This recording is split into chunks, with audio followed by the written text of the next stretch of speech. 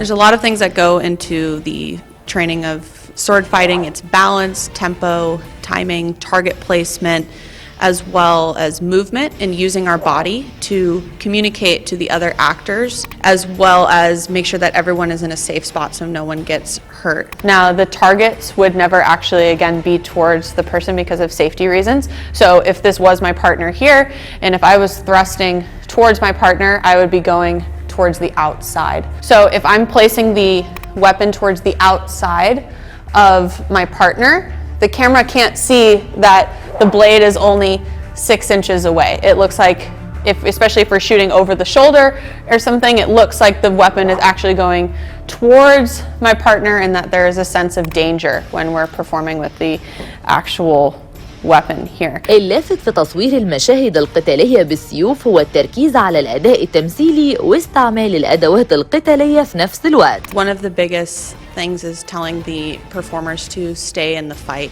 So what we mean by that is even those final moments when they're not performing choreography and the fight is over and they're staying in their character is when we can get great shots with the camera and the reaction that the characters have to the fight that just happened.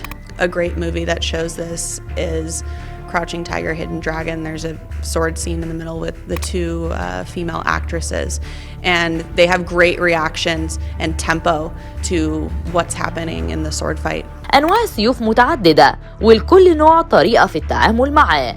ماري هتقول لنا إزاي بيتم التعامل مع كل نوع من أنواع السيوف. So this is a cutlass.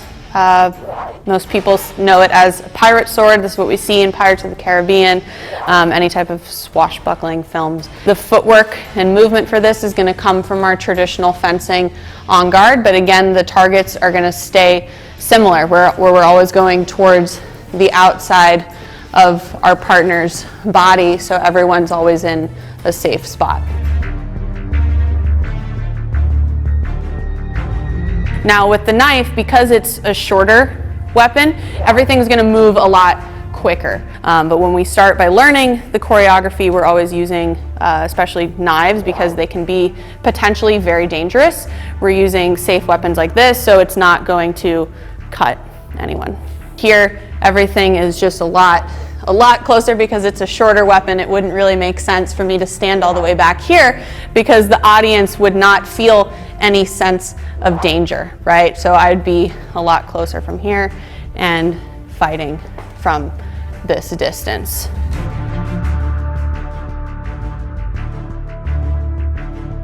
So this is a long sword for obvious reasons. It's very long, longer than the other weapons. And with this one, different than a rapier or a cutlass, we would use with 2 hands.